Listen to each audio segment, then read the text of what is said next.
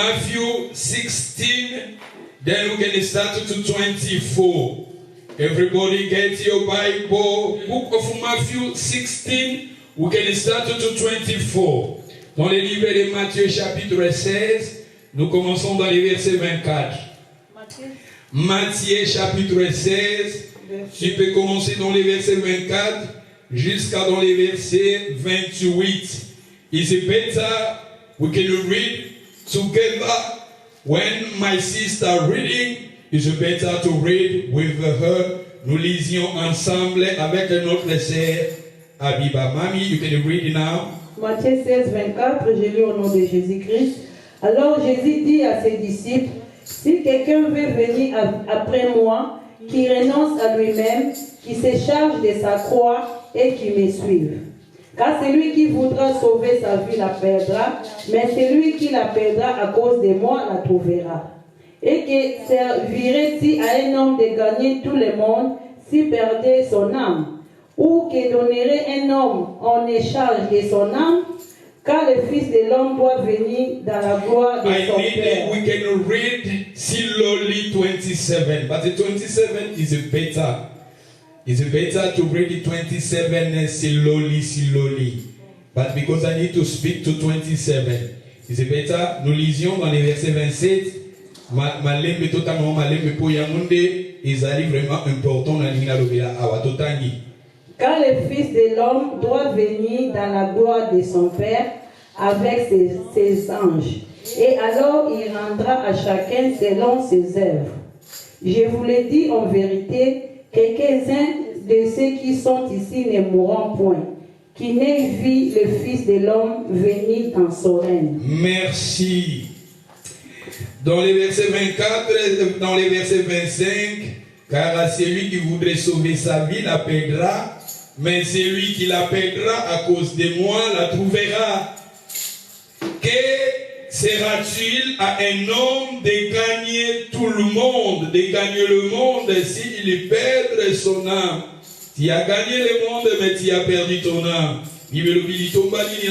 Gagner mo kili mo bimba, o gagner mokili o na vie a bien na mokili oyo mais yo o perdre amena yo. Ça, je vais peut-être parler de cela après, plus tard.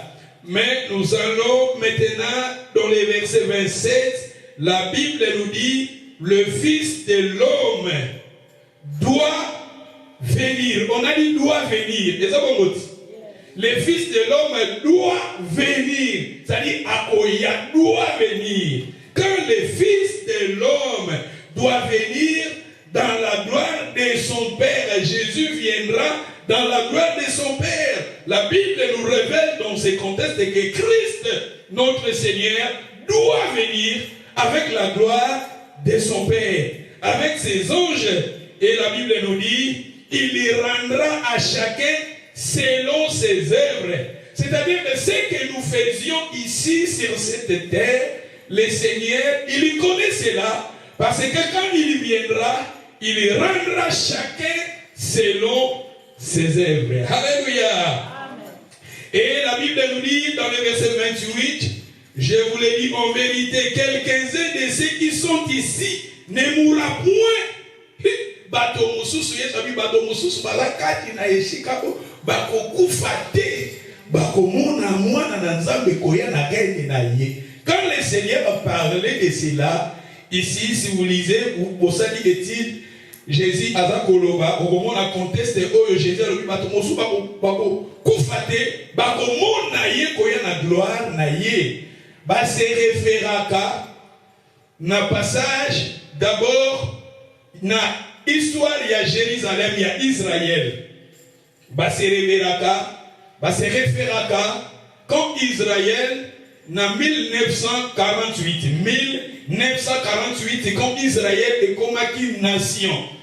Tango Israël est comme une nation en 1948 à partir ya moment wana na date wana ne référence nango Jésus abanda na date wana parce que Bible et s'interpréter dans un passage peut nous sous qu'on interpréter quand la Bible ça dit dans un petit passage il faut qu'il y ait un passage nous sous pour qu'on soit éclaircissement na passage au bapesi Yesu azoba bato mususu bakokufa te bakomona ye koya na gloire na ye. Jésus algai koloba que depuis 1948 jusqu'à maintenant dans en 2021 abi bato mususu bakokufa te parce que la moment wana tango Israël ba proclamaka yango ba déclaraka yango comme nation. Yesu alobi à partir ya moment wana bato mususu bakokufa te bato ya ba 1948 baza na bango ti lelo 1948 bato wana ti lelo baza Yesu abi bato wana mususu bakokufa te bakomona ye koya na nkembo na ye. C'est-à-dire quand le Seigneur parlait, c'est pour cela dans la Bible nous disions Jésus revient bientôt, Jésus revient bientôt, Jésus revient bientôt. La Bible nous dit ici, le Fils de l'homme doit, on a dit doit. C'est-à-dire c'est obligatoire, le Seigneur viendra. Le Seigneur doit venir avec ses anges dans la gloire. Le Seigneur viendra. Si vous lisez la Bible, dans le livre Actes des Apôtres, dans le verset 1, tant que Jésus a assisté une mission, Jésus après copié pour l'apôtre, Jésus a mataki, a kendaki kolo, tant que le Seigneur a zoko matazo kene likolo, balubi ba ange babimi, ba ebisi ba disciple, balubi bomoni ndingi azo matazo kene likolo, nenga matiwana, nenge pa kozonga. Un jour le Seigneur viendra. Le Seigneur viendra pour payer chacun selon ses œuvres. Le Seigneur viendra pour payer chacun selon ses œuvres. Mais il faut que nous comprenions, le Seigneur viendra na deux faces. Yesu agoya na ba face mibale. Le Seigneur quand il va revenir, le Seigneur agoya na ba face mibale. Première face, le Seigneur viendra comme une étoile. Vous connaissez l'étoile? Étoile et à la nation qui bimi, motonio sa komona yangote. Étoile soke bimi awa, peut-être mutu oyaza na Cardiff Center ou bien mutu oyaza na Newport akomona étoile oyaza awate. C'est-à-dire quand le Seigneur viendra, akoya na deux faces. Premièrement, quand le Seigneur viendra, il viendra pour son église. Le Seigneur viendra pour rencontrer son église. Le Seigneur viendra pour rencontrer son épouse qui est l'église. Le Seigneur viendra à Kokita Awana Cité. Le Seigneur viendra à Kozana deuxième ciel. Parce que n'oublie pas souvent, je vous dis, les Alagana trois ciels. Premier ciel, autre seconde, Bandege Bazo Pumbwa. Deuxième ciel, les attentes au Matakanaba, avion au Kotakanama Pata. Kuna ezana deuxième ciel. Et si ka ba satellite, ba américain, ba tia ba satellite na bango. Ba puissant mokilibo batia ba satellite na bango kuna eza deuxième ciel et nzambe na biso afanda na troisième ciel. C'est pour cela tant au sambe la katolobarake notre Père qui est aux cieux. Si wana tocha la pluriel pour eza na trois ciel. Apôtre Paul se retaki na apôtre Paul azolo banzamba zwa qui est amema qui est na troisième ciel. Ça dit toza na trois ciel. Quand le Seigneur viendra, akoya comme étoile. Quand le Seigneur viendra, premièrement, comme la Bible nous dit ici, le Seigneur viendra avec ses anges, avec la gloire. Le Seigneur viendra d'abord pour rencontrer son église qui est son épouse, na deuxième ciel. Yesu akoya, kokutana, na église na ye, na deuxième ciel. Et l'église maintenant, qui sera ici, l'église qui est dans la mokili oyase. L'église, quand on parle de l'église, ce n'est pas un bâtiment. L'église, c'est toi, c'est moi. Bisogno sotonimé Jésus, le corps à mon conzipé, ici. Toza église, il y a Jésus.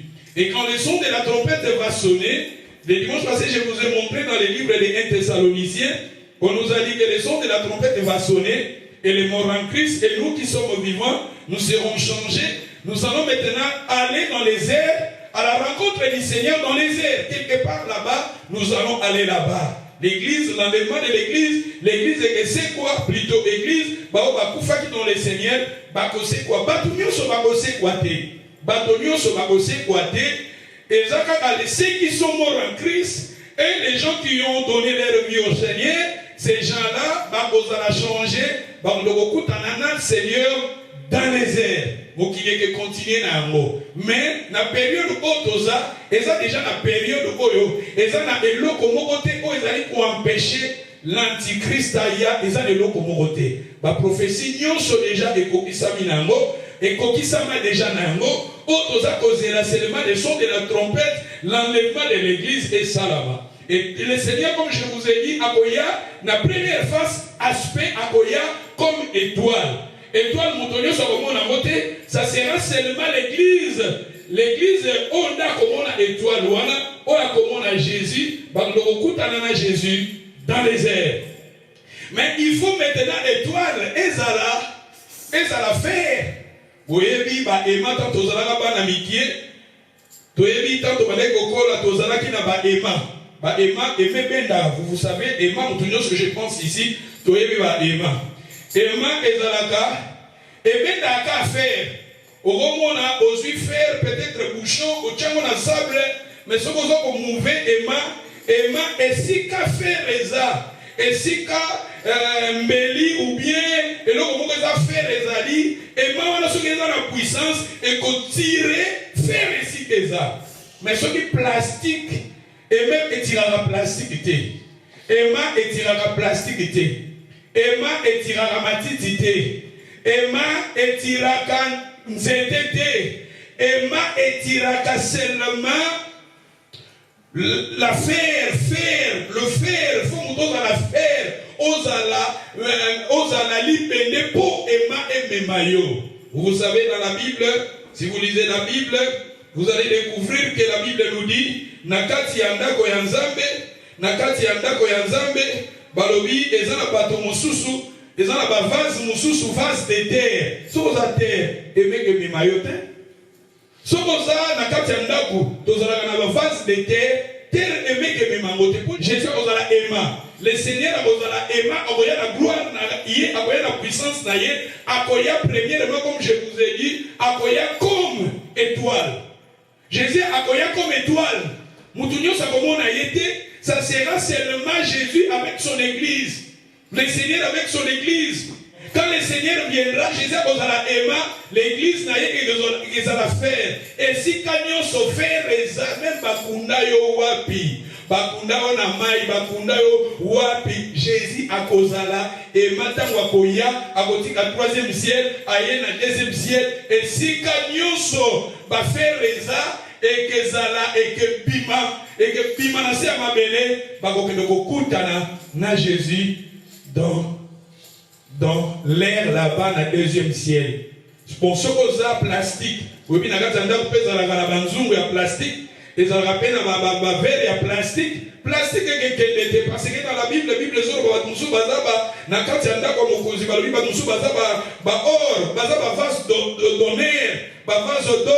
il y a diamant, il y a feu.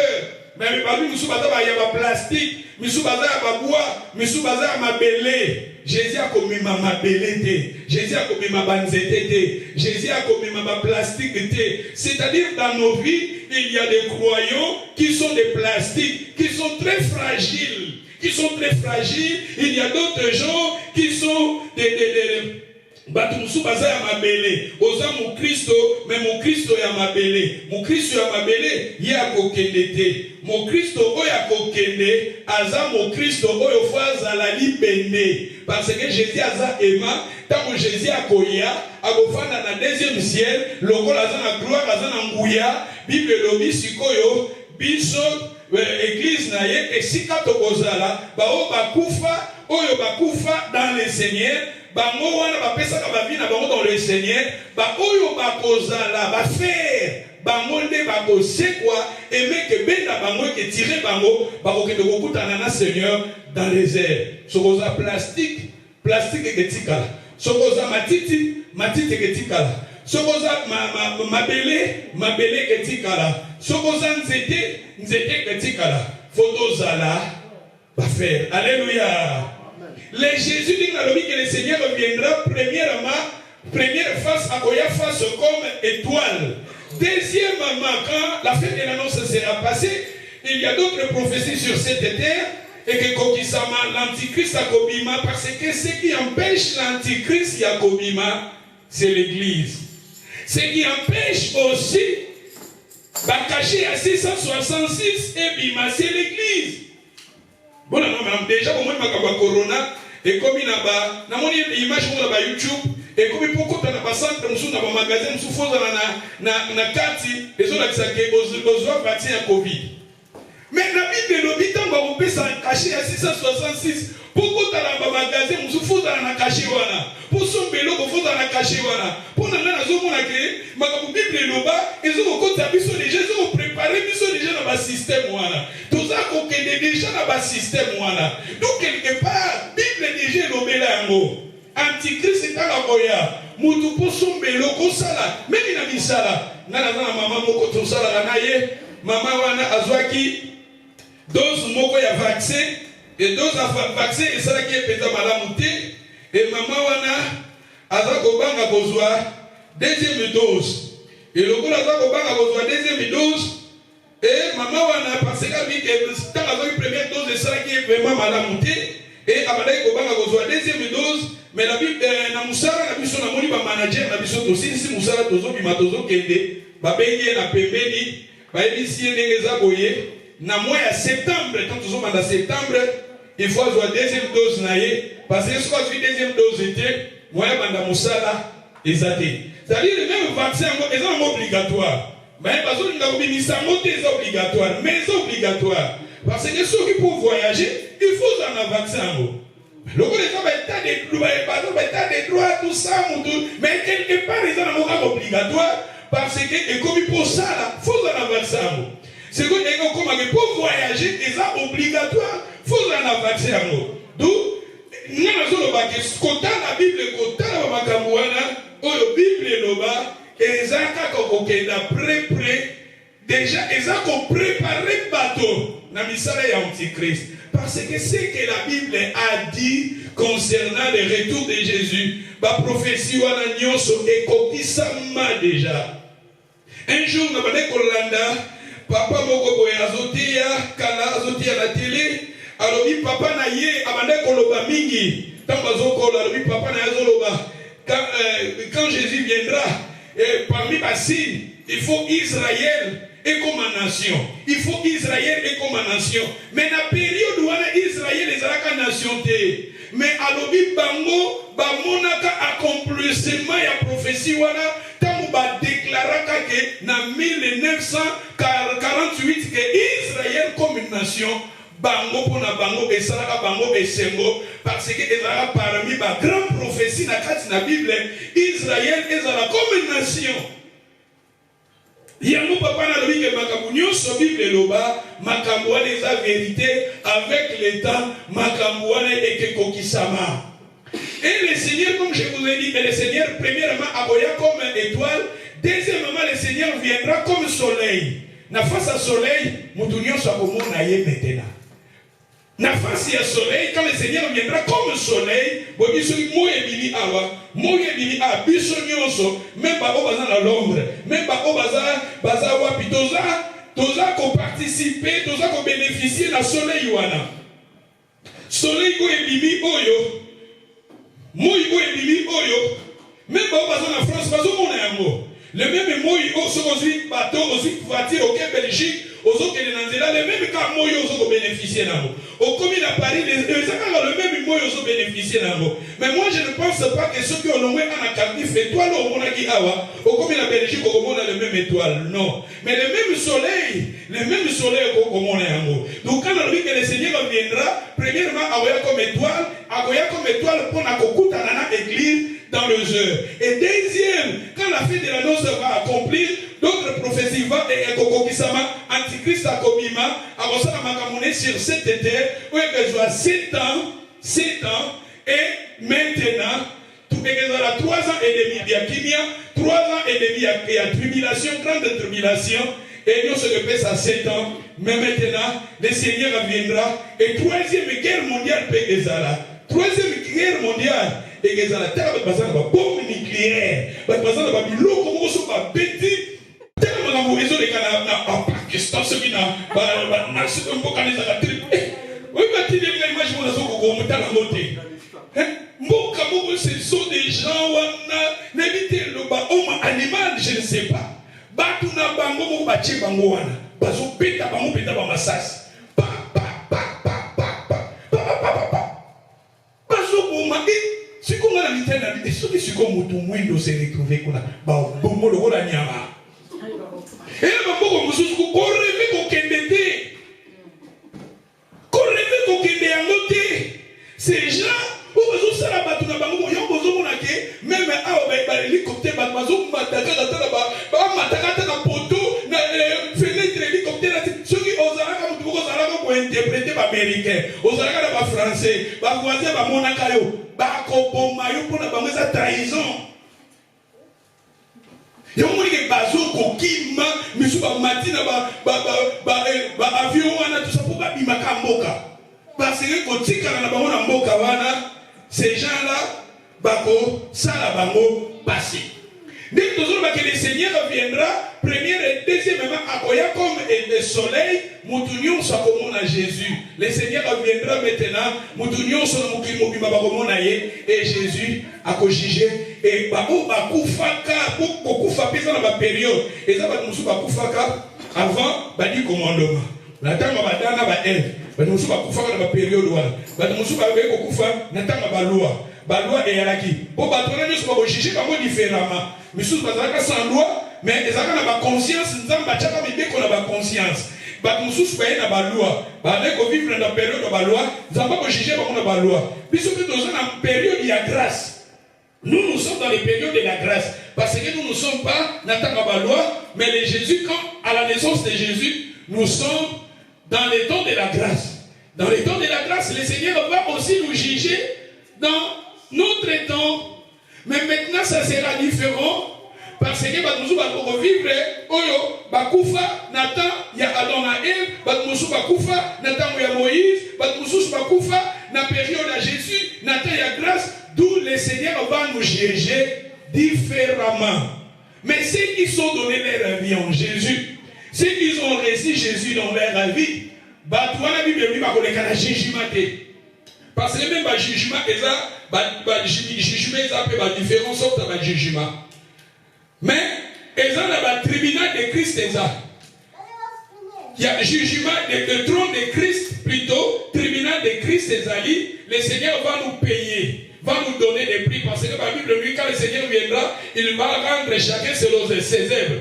C'est-à-dire, le premier moment, dans la fête de l'annonce, le Seigneur va nous donner des couronnes.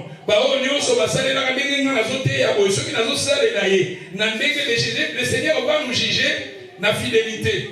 Oui, tu étais pasteur. Est-ce que tu étais fidèle? Oui, tu étais mon serviteur. Est-ce que tu étais fidèle? Est-ce que tu étais chantre? Est-ce que tu étais fidèle? Tu étais mon serviteur. Est-ce que le Seigneur va te juger comme si tu étais fidèle? Seigneur va juger ceux qui t'osent qui fidèle naïe, fidèle na gosale naïe, parce que le Seigneur va dire que misala na yo soke ezalaki matiti egezika, misala na yo soke ezalaki nino egezika. Le Seigneur va nous payer, mais wana egezala, l'église egezala dans les airs, l'église sera dans les airs. Ceux qui ont donné leur vie à Jésus, bakozala na likolo kuna tokola na likolo na fête de l'annonce. Je vais vous donner quelques passages pour comprendre makambo na zoloba. Donc en Apocalypse chapitre Apocalypse chapitre 14 verset 13. Donc fungula Apocalypse, nous lisions dans les livres d'Apocalypse chapitre 14 verset 13. Balobini. Et j'entendis du ciel une voix qui disait: écris et aidez à présent les morts qui meurent dans le Seigneur. Oui, dit l'Esprit, afin qu'ils se reposent de leurs travaux, car leurs œuvres les suivent. J'ai regardé et voici. Merci, Mami Souka Nawana. Balobini, j'ai entendu du ciel une voix qui disait: écris et aidez de présent les morts qui meurent dans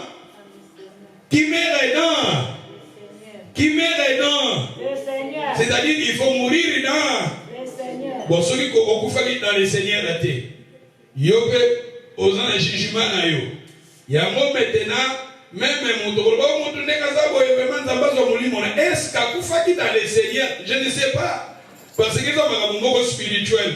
Peut-être mon dernière minute il avait abongisa vini na Nzambe. Peut-être la tambola qui m'a bien mais la dernière minute na ya koko se réconcilier na Nzambe na ye. il a reçu Jésus dans sa vie, tout ça. Bon, la Bible nous dit, errer des présents, des morts qui meurent dans le Seigneur, oui, dit l'Esprit, afin qu'ils se reposent de leurs travaux. Car leurs œuvres et que ça la nini et que landa misala oto sala kana mukilio ya se elanda kata moto akufi misala na salaki elandi e koleo misala na onyo misala yo sala kana mukilio ya se yango bieza malam is better to do the good things tant tozana bon is better do good things cause la route de te cause la bad boy te bad girl te do the good things. Because one day Jesus will come, then he will pay us. Makamunyo soto sala kana mokilo ya seti belobi ere na bato yo nyoso bazo okufa dans le Seigneur po ba mipemi na ba pemi na misala na bango po misala na bango kelanda bango misala to sala kana se ekelanda biso ngade na za ne na teya ne na sala la kanza ne na yebela kanza ne na teya kabino ba Bible na to kongenga lokola ba étoile to kongenga quand le Seigneur viendra to kongenga misala to sala batu balinga batu bandima mutaza mutu mutakobo ya yo mutakondi mote mais ce qui est très important nzambo azalikolo andima misala na yo misala otozo sala misala ekelanda biso misala otozo sala so tozo sala mona malamu so tozo sala konzamba zo lokumu misala wana Bible binzamba bosana kate. La Bible nous dit dans la Bible en hébreu, balobi il a rendu les services aux saints jusqu'à maintenant zamba futaka. Il y a mon Bible les autres la version 1 Corinthiens chapitre 15 verset 58, travaillez de mieux en mieux dans l'œuvre du Seigneur. Sachez que votre travail ne sera jamais en vain. Votre travail, ce que nous faisons pour le Seigneur ne sera jamais en vain.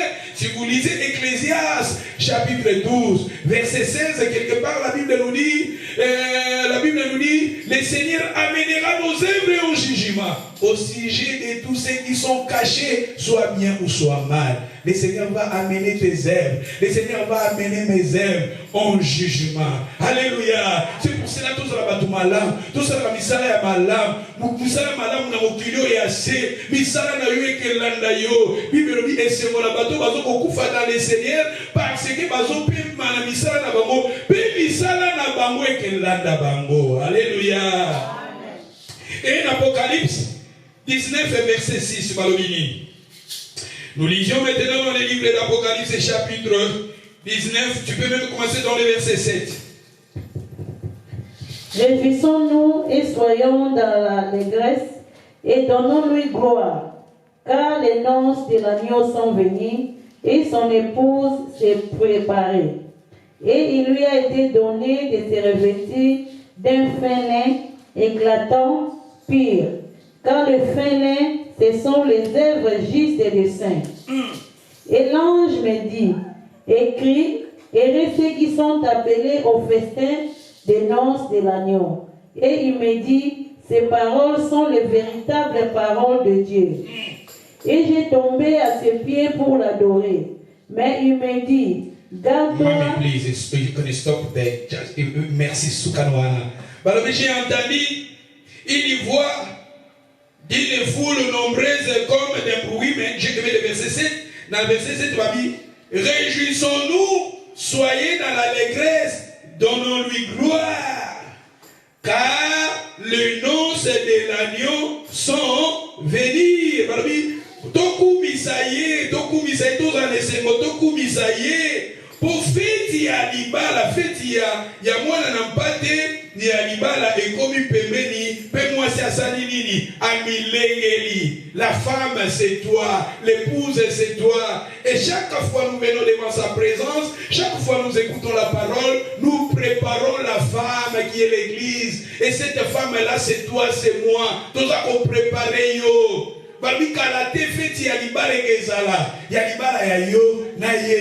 Parce que Jésus c'est l'époux, nous sommes son épouse.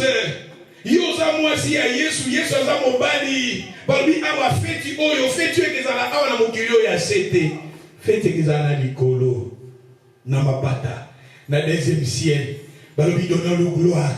Balobi biso to kufaka te. babi tamuta alali akufi dans les Seigneurs babi misala ne elandi apemi misala moto kelandaye et babi maintenant awa esemwe kezala pour être moi si alibala amilengeli et dans verset 9 balobi l'ange me dit écrit et ceux qui sont appelés au festin de l'agneau, de la noce de l'agneau. Et c'est mon moto va bénir la fête Tiwana. La personne qui a donné sa vie au Seigneur. La personne qui a reçu Jésus dans sa vie. Cette personne-là, quand le son de la trompette va sonner, ceux qui sont morts en Christ et nous qui sommes vivants, nous allons maintenant changer, nous allons maintenant aller dans les airs à la rencontre du Seigneur. Faites Yahweh et Salam Alikolo. Et dans le moment fait des Salam Alikolo, dans Awanase, Antichrist à Kobima. Il y a un autre qui est Antichrist et Antichrist, c'est ça le logo pour empêcher Antichrist à Bima. La prophétie Nyons, il y a Matthieu 24, et Kokisama, ba trouble, ba guerre, ba tremblement de terre, ba famine, Nyons et Kokisami, dans un temps où les temps seront difficiles, dans la période où on très difficile, ba prophétie Nyons concernant Israël, Mike Kokisama, concernant les nations, Mike Kokisama, bientôt les sons de la trompette va sonner, et ça n'a que l'autre côté qui empêche les sons de la trompette, puis ça va sonner. Bientôt les sons de la trompette va sonner. Et bah oh bah koyo kayambo, bah oh bah pesi bah vina bah dans le Seigneur, bah oh bah bongisi bah vina bah dans le Seigneur. Ces gens-là bah koyo kaso ya trompette itango. Ce n'est pas mutunyo sa koyo kan. Dès que le biso oza nzete, oza la terre, okendete, oza mabayo okendete, oza mabele okendete, oza plastique okendete. Faut à la faire parce que ce qu'on va faire. Quand Jésus va quitter le troisième ciel, quand le Seigneur va venir au deuxième ciel, et nous qui sommes vivants, j'ai dit à Gonzala Emma, à continuer Moutounio, ceci, quand vous allez sur cette terre, ce qu'on a fait, aucun maramogo, au yoga son la trompette, et puis me dit au canal et que ça va bongo, avec les seigneurs dans les airs. Alléluia. Yamoni abalobi awa sengo balobi ere ceux qui sont appelés les sengo na bato babengi sami babengi bango na fête wana ya libala la parole balobi la parole et la vérité parole de Dieu et la parole moko vérité ni lo babo eke changer te ni lo babo eke kokisama un jour les sons de la trompette va sonner et les morts en Christ ressusciteront. Ça sera bien total on a passage en 1 Thessaloniciens chapitre 4 verset 13. Nous lisions dans les livres des Thessaloniciens, chapitre 4, verset, on peut même commencer dans les versets 13.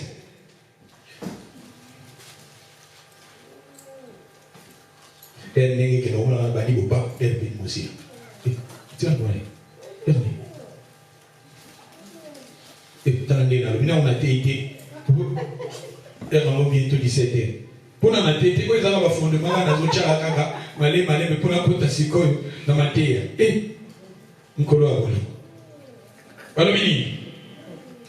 Mami, nous ne voulons pas, frère, que vous soyez dans l'ignorance au sujet de ceux qui dorment. Et ça, bon. 1 Thessaloniciens 4, verset 13. Tout le monde l'a sandé. 1 Thessaloniciens chapitre 4, verset 13. Nous ne voulons pas, frère, que vous soyez dans l'ignorance au sujet de ceux qui dorment. Frère, nous ne voulons pas que vous soyez dans l'ignorance. Pour les chrétiens, nous les chrétiens, les gens qui ont donné leur vie au Seigneur, nous ne mourrons pas. Si vous lisez dans les livres des Jean, chapitre, je pense à Jean 11, dans les versets 25, la conversation de Jésus, quand Lazare était mort, Jésus a dit, c'est lui qui croira à moi vivra quand même. Il est mort, il vit. La personne qui a donné sa vie à Jésus, même ici à Koufi, dans notre maison, pour vivre, Jésus vous a l'oublié à moi. Tant que Moutaza vivant, il ne mourra jamais. Christ a dit jamais. Jésus sera le jamais et ça jamais. Mami, nous ne voulons pas, frère, que vous soyez dans l'ignorance au sujet de ceux qui dorment.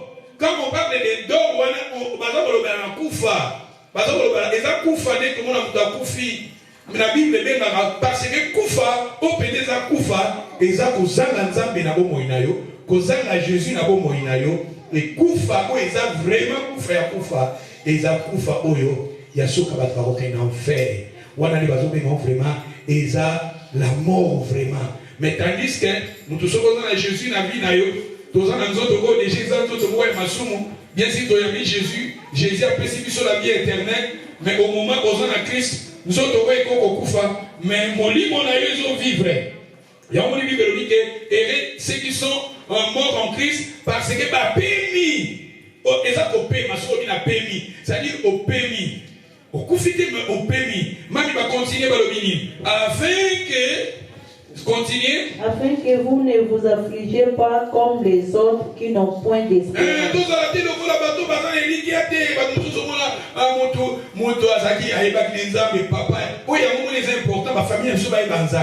Quand nous sommes vivants, tout ça là tout, papa nous sommes banzan. Tout ça là tout, celui papa dans l'église papa est Jésus. Qu'aucune église, peut-être les a bien, mais peut-être qu'une église tout ça à Jésus Dieu. Mais ce qui est très important, la personne qui arrive à donner sa vie au Seigneur, qu'il arrive à recevoir à Jésus comme Seigneur, parce que la Bible nous dit, ceux qui sont morts en Christ. Oh non, ceux qui sont morts dans l'église catholique, protestante, presbytérienne, réveil, non. Ceux qui sont morts en Christ. Il faut nous faire dans le Seigneur. La personne qui a donné sa vie au Seigneur, il a reçu Jésus dans sa vie comme le Seigneur et Sauveur. La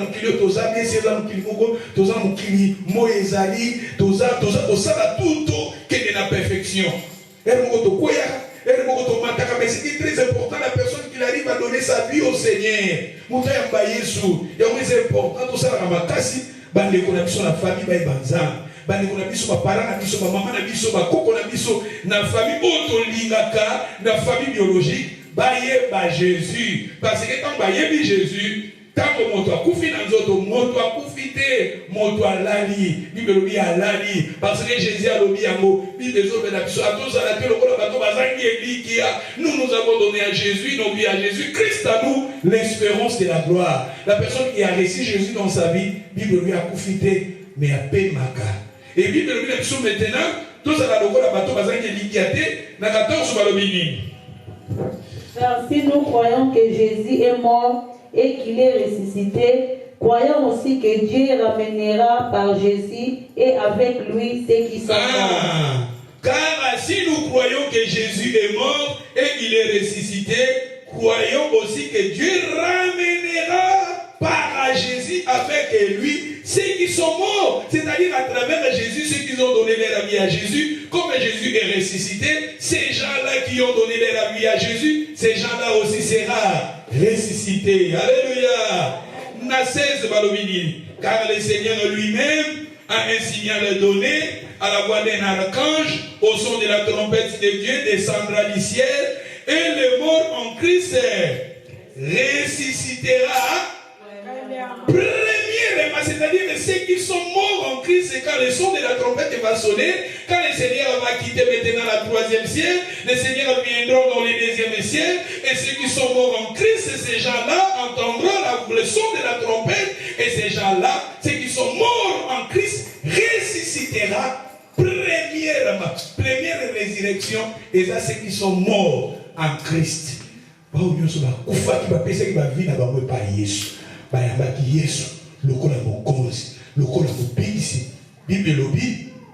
En confessant de la bouche, n'est que même abisso la sali. Si tu confesses de ta bouche le Seigneur Jésus, et si tu crois dans ton cœur que Dieu a ressuscité Christ d'entre les morts, tu es sauvé. Et ces gens-là, dans le son de la trompette, ange akoya, ange archange, art est à la supérieure. Dans la grec, art est la supérieure. Il y a archibishop, archevêque, art est la supérieure. Ange est la supérieure, il y a archange. Il y a un bêta son et trompette. Dans la bêta son et trompette, il y a un baza, faire.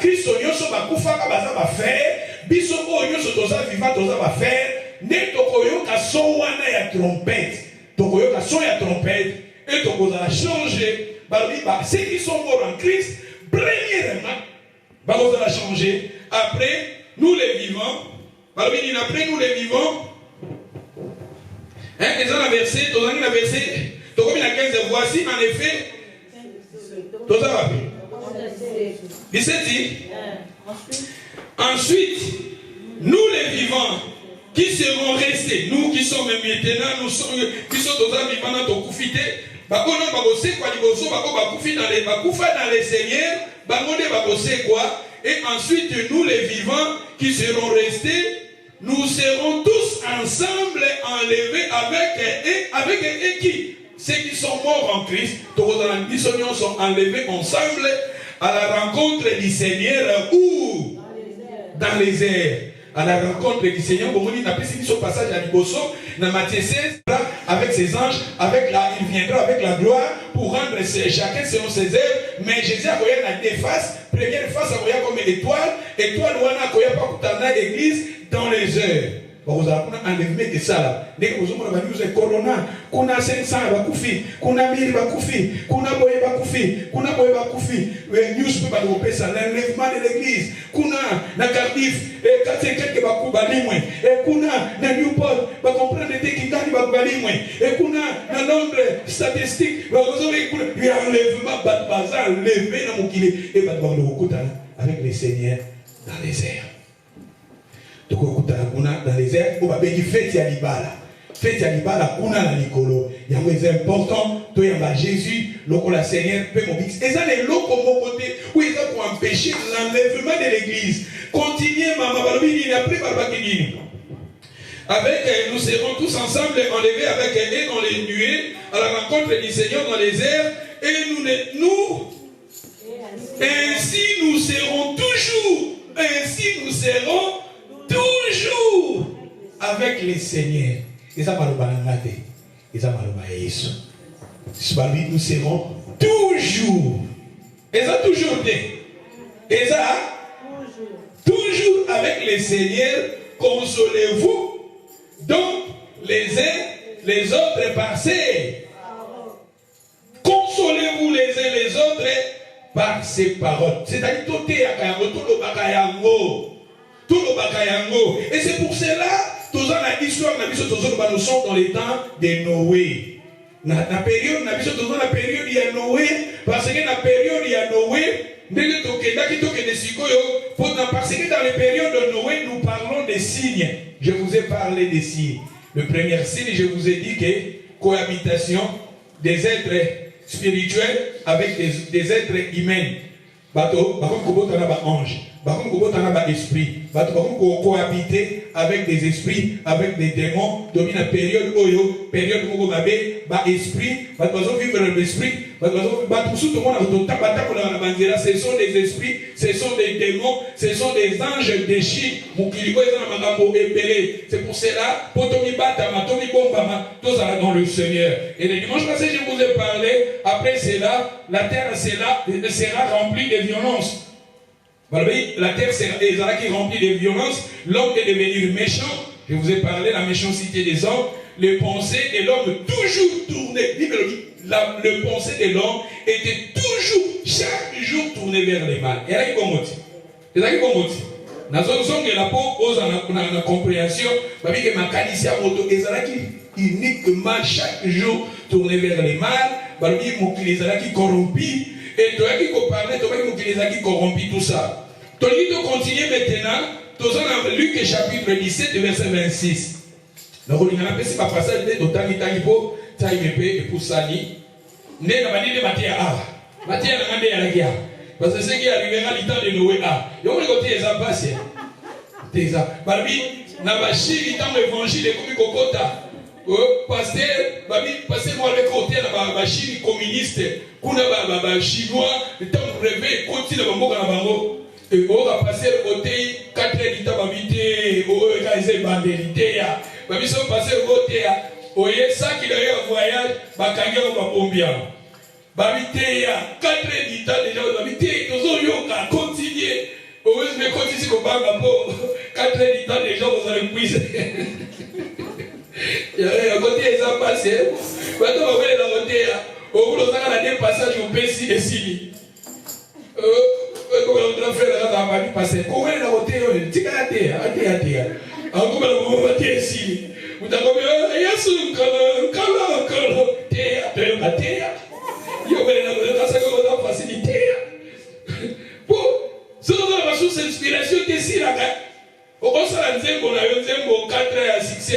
voilà, Seigneur, Seigneur, même à dire, à dire, chaque jour, Théaka, vous allez respirer pour vous, le souk, vous allez aussi, vous allez comme un moussous, Théa.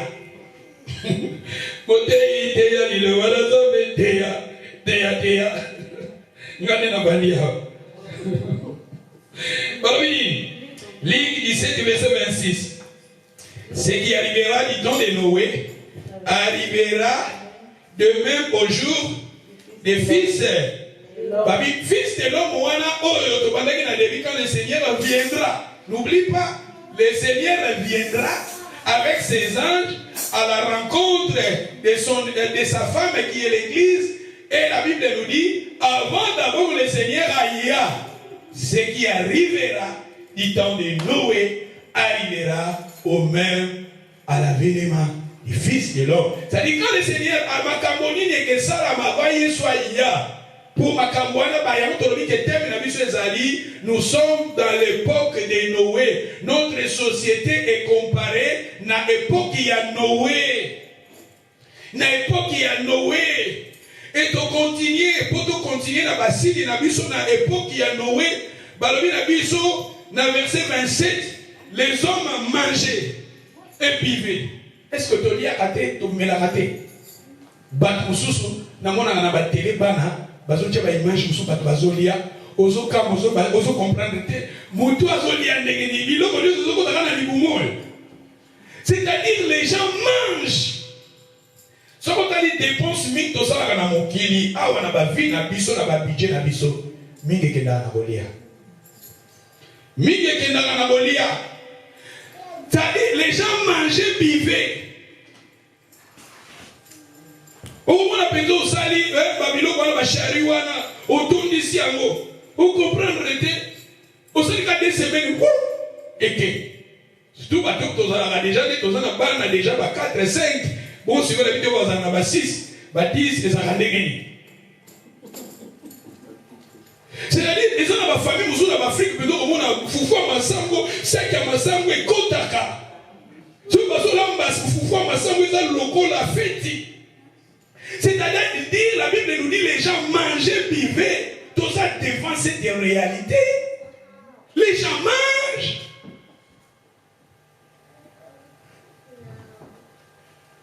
Tout le monde a kebab, ok kuna beka, ok kuna McDonald's, ok kuna, c'est des gens qui sont plein. Gardez ça la livraison, mais moi en Arabie, ça la busy. Livraison à son téléphone bilo, babengi accueilli. Moi on a maîtrisé côté oignon sopo, azo que les musiques comme ça ba. Mindele balamba kate, bango basomba kana ba fort. On va vous dire là, on a un retard. Si vous avez des dépenses à combien? Quand on a combien là?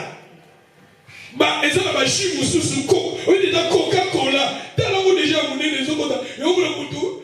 À ce qu'on loot, na Coca-Cola simbi. Des choses au talaye, des gazali, na Coca-Cola simbi, basan de giboko.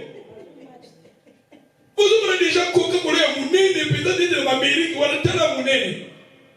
C'est-à-dire que les gens dépensent la vie sur mingi na Oliana Omela. Tous vivre en haut. Maintenant, tous vivre en Alana, ni le Babi, ni tous liens au Babi. Le coup la langue, Mazou Kotolia Kamini, Bazo Sala Sugo, Baso Saba carton. Banosala Baso Saba carton, Baba Misunia Ba carton. Yozolia Soso, on a boué à Soso Pézan en carton. Pour que ça va se faire normal, les attentes, les autres attentes, mais les basali système est que ceux qui ont envoyé un carton, mais ceux qui ont envoyé un carton, donc ceux qui ont envoyé il y a carton, il y a papier. Et ça, dans la Belgique, dans au quitter dans la station, il y a train en Belgique, au moins quelque part, tu vas pisser. Tu vas pisser. Tant que tu vas pisser, tu vas récupérer un bière. Parce que nous avons bien qui tombe à l'expliquer, c'est-à-dire que notre production,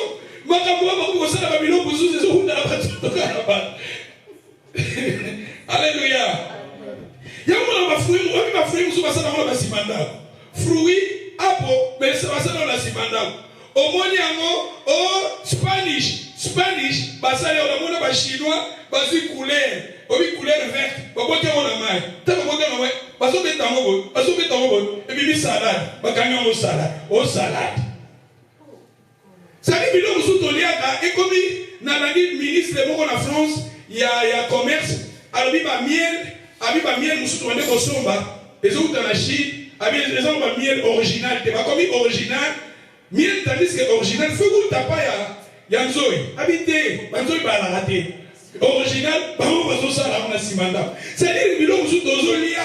C'est-à-dire, la consommation ya kolia, mingi tozo spend na kolia na komela. Kolia na komela eza mabete. Nga nazo bande eza machine. Kolia ya bat, kolia tolia ka mingi. Tozo lia mingi vraiment, eza pe parmi basi. Après kolia na komela balobi, les gens vont osa nini? Manger, vivre, se marier et marier leurs enfants. Bato, babana kobala. C'est-à-dire la période de fête. Est-ce que vraiment, dans le budget, chaque mois, tu fais ta kakaka. Tu fais ta fête. Au mariage, les gens qui ont Rotera. Au mariage, les gens qui ont Birmingham. Au mariage, les gens qui ont Newcastle. Au mariage, les gens qui ont. C'est-à-dire tu fais ta mariage de gauche à droite. Même dans le Congo, comment Nakine marié mon Congo, est-ce que le Congo vraiment n'est pas si beau? Moutazou ça 3 mariages. Autant même on peut s'habiller comme mariage, il y a coutumier. Ah ça c'est fête. Après c'est là, bah il faut ça sous fête moko boy.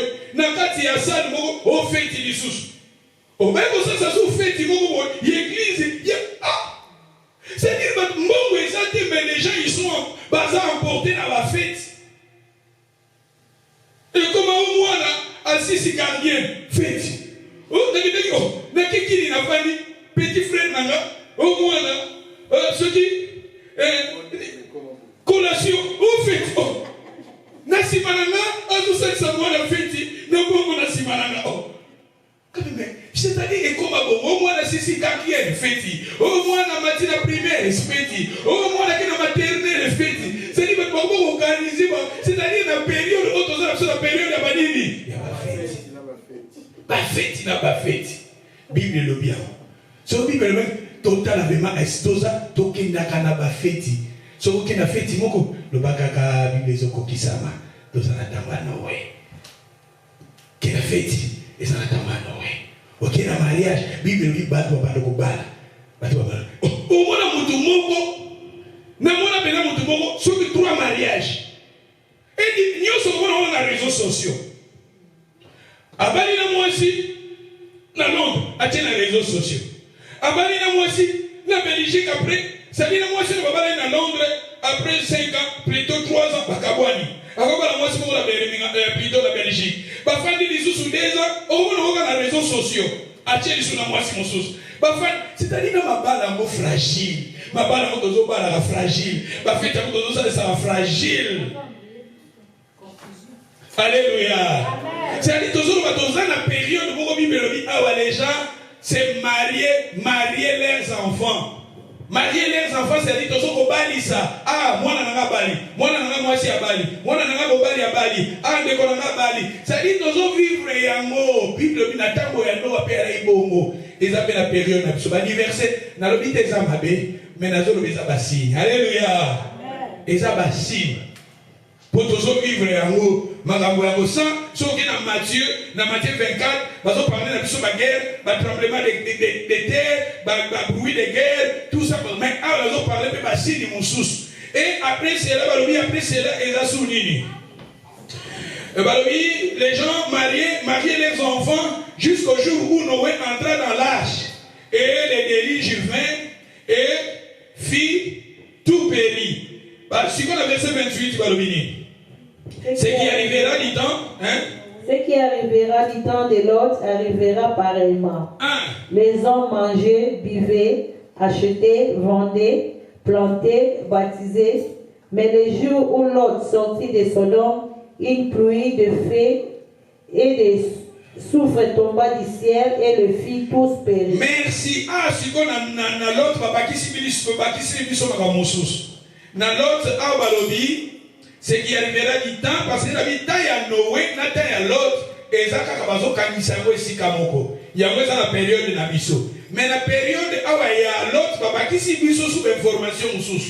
Donc, on dit, bacheli biso, les hommes mangeaient viva, acheter. Bah, il faut bakisa maintenant, acheter. Acheter, c'est-à-dire, ils appliquent à shopping, les shopping, c'est-à-dire, c'est-à-dire, les gens vont dépenser dans shopping. Commerce, c'est-à-dire, acheter, ça le la commerce aussi. Et ça le là aussi business. C'est-à-dire, les gens vont me payer dans la business. On a comment que les Turquie, on a comment que le Dubaï, on a comment que le Japon, on a comment que le Corée, on a comment que l'Italie. C'est-à-dire, on consomme ma poubelle, on consomme ma gilet, on consomme ma chaussure, on chaussure, mais moi, ce qu'on a dit, il y a Italie, pasta. C'est-à-dire, le commerce. Bible le bien.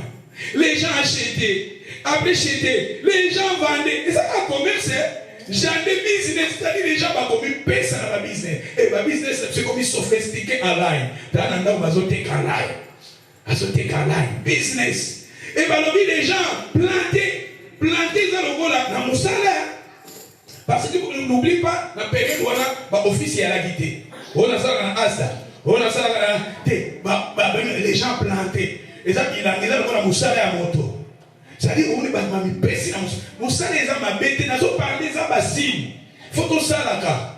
Alléluia. Qu'on ça les a bien parce que mais si vous voyez, et si quand le professeur m'a dit sur la finance, à Zolo Balbétiga, à l'Obiké, dans l'université à Zolo Babi, et ça important, et si quand on est beaucoup on a mis alors des choses, alors mortgage, puis alors moussala. Abi premièrement ils ont mortgage. Abi tout ça là tout étudiant besoin mortgage parce que mortgage pour perdre té. Mortgage aussi mortgage na yo ozo foot plus tard au côté kayango. Au côté kayango et alobi mortgage ils ont bien pour na couple parce que mais alobi ba difficulté zo za mingi na couple au mona bobalani avec l'état soit moi c'est à l'igno du sous-souté, mobile à l'igno du sous-souté au mona mbongo ndako bosomba boswaki pour investir et tu dis que vous avez mais vous avez ici, il y a qu'on divorcé. Mais parcours avec les temps, peut-être moi si, surtout Bassia Poto, Mibali paye à Poto, Mibali paye tous dans la mabé. Mingi paye biso Mibali, liberté dans le magasin, sur biso na kitata. Na kitata. Et au moins, moi si à kokite. Bosoba kinda kuna bino tiboye komona boteki yango bozongi na zéro. Yango prof wana lobi est important mingi to investir na musala. Parce que abina musala avantage ezali soki ozo sala obano futa passion passion eza passion. Ozo futa pension eza pona yo. Même bokabwani na mwasi na yo qui affecté te pesa travail na yo. Et ceux qui ont commis aux pension na yo, vous dites que le système na yo qui va vous la pension privée zali, na misala nyon se comme à bongo. Ça dit quand on va dire que ça là, et bah condition le système où il y a quatre ko ba taxe privée. Bazo kato ba taxe sur la privée, bazo bomba bongo ana pour na yo. Pendant 30 ans, 45 ans, ya moni na yo ki awa biso tous en retard à misala parce que musala mingi bazo banda na 25 ans. J'ai nous à 25 ans, il y a un 18 ans, déjà comme ça là. Azo futa ba taxe na ye. Azo futa ba taxe na bazo katembo wana. Tala mutabani comme ça na 18 ans, tu as 25 ans. Parce que na 25 ans déjà j'ai aussi sa classe na ye université abani musala na ye. Tant abani musala bazo kato ba taxe, si oko masoki na 65 ans, bo bi pe pension bo peso ko changera. Soit ils arrivent à 60, sur 55 ans, ils ont 65 ans, balobi avec les temps parce que Moutoupe ba AGP ba bazo oumela na mokili. Et donc comme on a 68 avec les temps. 68 ans avec les temps ba toto oumela mutuna ba ajwana 68 ans au que na pension na yo et loko ti saki ba taxe na yo. Mbongo wana gouvernement atia ba nini privé ils ont gérer mbongo wana et okomona sikoyo tango okoti na pension na yo ba komi ko futa yo. Il y a pas de souko basala te na vie. Au moment où on mbongo mbongo ezo kokate. Mbongo eza mukie babi les ébélés. La période ne n'oublie pas bana ba oza souter. Les loza na bana et tout ça boye bozo gérer da na bana. Mais la période wana bana ba oza souter. Ya on va nous ba on tchao siko na room moko bo. So somba kinda kote ba tchao na room moko boye okomi ko fanda wana. Et mbongo bazo peso ke kokate. Pourquoi tu as taxité? Au fond, tu as pension à yote, bando peso ka bénéfice, mais bénéfice tu as des autres côtés. Mais mutu o déjà au travail ko kota ki mbongo na yo déjà futaki. Mbongo wana ba ko zongisi na yo. Au moni mu ba ko aider yo pour que ça la ébélé, ndenge yo salaka, ne ba ko calculer na ba calculer ba salaka et ba ko futo montant wana du et ça important ba to sala. Souvent, quand tu as un salade, on va nous faire dans les noirs, on va dans les noirs, on va sana, bambo moi les autres qui n'ont pas pamba, batak sur la base au gouvernement mais aux oignons pour moyen, on réclamer un mot exacté. Donc c'est important, biso balananda, mais tous s'organiser, surtout biso balananda, tous s'organiser. Mingi pour au mona, mukiri oyo au mona mingi, baso ni ngababa za la femme seule, et tout ça parce que l'avantage Jésus a. Moment la femme seule en et même biso ni pas. Kuna papa so sala mama so sala mais au moins la paix, toi na biso pe na mbongo te. Mbo pona ko bomba mbongo na poto, il faut bomba moni loko. Mbongo ezo kota maleme so peut-être lobby, ya on va midele, a mo zo mbongo na ye, a voyager na ye à Espagne holiday. Eza na tamwa no. Ake holiday en Espagne pour zo mbongo na holiday. Ake ni na Japon, ko visiter le bamboka. Siko ya avant ça, sous dépôt déjà, continue déjà. Les leaders, regarde, les filles ont pas ça, qui décoré, bon, qui décoré, donc il y a un mois, mais non, c'est-à-dire qu'il y a toujours ma photo travailler dans le moment où ça la salle, parce que pas qu'on se fout, et ceux qui n'est pas en bateau, ceux qui sont plus tard et qui mais ceux qui travaillent dans les noirs, on pas quoi, moi, on réclame moi plus tard les autres. Il y a un moment où gouvernement, ils ont un bon sous-sous, parce qu'ils ont un tout dans le côté. Bazo est pas pesqué ou tité pour nous travailler dans les noirs. Aux autres travailler dans Congo à Moukou. Peut-être les gens dans circonstances, peut-être il y a vie, ou dans un candidat, mais ma capacité comme qu'on a bambo kabo, ma kamwana pesimba en sauté. Au travail sur un dossier, au travail dans mon candidat, les lois et comme simba pété pour ma camonde, pas qu'on coincé dans la Covid boy. Voyez aux autres travail dans mon candidat, mon dossier Covid et les années. Voyez la Covid, il y a mon toit ou bien la Covid na yo. Comment était Covid les autres ça va tout passer. Quand tu as une réalité comment ça va passer la Bible, la Bible réalité ma poto. On a tous travailler dans mon candidat muta ça na long. Si vous avez un Covid, et que ça vous Covid na yo bien Covid na yo. Alléluia. Ah, on dit que les gens planter et ça les trobi musala. Il y a un moment où mes parents, mes papa, ils sont mariés, tous en Guinée, ils sont banda na biso. Banda baso tonga, maman so tozo banga mona musika. Au moment où sala, maman sala 2 heures, 3 heures, yo papa sala full time. Avec papa Philippe na bino, on a 5 000 na bino, on peut acheter une maison. Ah la baso banga mo kashite. Mbongo bozana tant yo mobile ozosala ozana ba pay slip le mobile ozosala moi ozosala za pas taille voilà ba pay slip na bino avec déposit na bino il y a 5 000 le lot déposit est comme 5% bozana mo oki bozu mbongo ndako na bino bozo futa mo malembe parce que eza moyen oyo bozo bomba mbongo na bino bozo pétrete au moins ozo futa rent futa mo 600 700. Même si on a mortgage, on fout à nous montant. Mais l'avantage à mortgage, après 25 ans, c'est là que dès que vous avez combien de bino. Ceux qui ont dit que vous quittez en Afrique, vous avez dit ceux qui ont quitté, vous avez dit que vous avez dit héritage na ba bateki, mbongo bakaboli parce que au moins na période où on a ba banque na biso, et ça na moka 0,0. Kutu ba overdraw.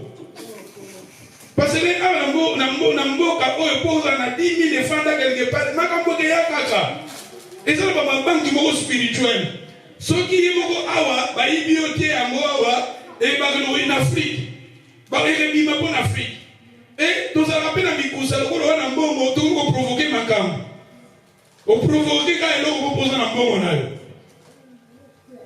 Donc quelque part, ainsi qu'à bon, je vous aime, je vous prêche c'est pas ma parole à boy. Va passer je me sous va passer sous balingi ko kende wana te, balingi ba bater on ça va tellement glissant, balingi ko makuna te. Mais moi je vous aime. Nazote avec nos marabouts. Tout ça couple, tout ça non, maman tout ça moi pas taille mais papa tout ça moi pas taille, au sang ici et tout ça, tout ça on a surtout au foot. Mané au foot, au foot mané tout ça après 30 ans, n'a pas combien bino. Sur peut-être mon zate ou bien en Afrique, peut-être mon teki, peut-être les lots, n'a pas cause à 100 000, 125 000. Après 30 ans, n'a pas peut-être à 300 000. Peut-être qu'il y a un na bazu parle na ba bino bazu parle peut-être en Afrique au sein de la ressource. Donc c'est important, tandis que c'est ceux qui tous allons pas penser à la tête. Tous les gens qui ont 30 ans, les autres qui ont combien d'années dans la Carnifa. Nous avons 2022. Après une année, nous avons déjà 20 ans. Et qui est rapide. Ceux qui ont la période où on a un mortgage, nous avons peut-être 5 ans, nous foutons un mot. Vous avez toujours là, nous avons donc, quelque part, tout changer ma vision. Tout ce qui a besoin de soin, de couple, de soin, tout ça est que ma vie sont nulle part. Tout dans la vision. Sans peuple sans vision, vous avez sans frein. Mais si nous avons une vision, ma famille au Afrique, plus tard, au Salapéni. Au Salapéni. Les lots soumis, comme Moutoumabé. Mais au moins, il y a des sacrifices pour la banane, il y a des sacrifices pour la vie, il y a des sacrifices pour la banane, aucun nulle part. C'est pour cela que nous avons la vision pour la vie, tout travail pour la vie. Et tant qu'on a la vision, si nous avons une vision, nous avons ça. Jacob, quand Jacob voulait travailler 7 ans pour Rachel, il n'a pas pensé qu'il va travailler 7 ans. Quand il a échoué, il a commencé 14 ans et nous avons pensé qu'il y a moyen. Si nous avons cette vision de travailler 14 ans, nous avons mais surtout ça sans vision. Donc il est nulle part. Alléluia. Amen. Et va continuer les gens baptisés. Les gens baptisés. Moi je baptise. Les gens baptisés. Kotonga. Et on va Kotonga. Et ça la période à Bisso. Toujours vivre par rapport. On a oublié les gens m'abêter. Mais ce sont des signes. Oyo. Et Zoloba, que nous sommes dans les temps de Noé. Moi, je pense que c'est ça, mais je pense que je m'arrête ici. Mais on va continuer à mon jeudi. Mais on va parler à mon dimanche qui vient. Tu peux te dire, le bananzabé, ma boue. Nous avons dit, la salle est déjà plus de 1 heure, mais, et qu'il y a le logo là, et qu'il y a un peu mal rapide, la salle est 15 minutes, mais, que le Seigneur soit loué. Nous allons maintenant prier que le Seigneur nous aide. Que le Sika yoyoki va point au yoyoki. Yamukie wano yoki au monique nzamba lobelio. Bondela nzamba sungayo vraiment. Tolo bananzambe. Vraiment yo lobeli biso to demeurer toujours dans la présence na yo. Et quand le son de la trompette va sonner, tout à la parmi les gens au Bagozala enlever tout bon délire. Alléluia.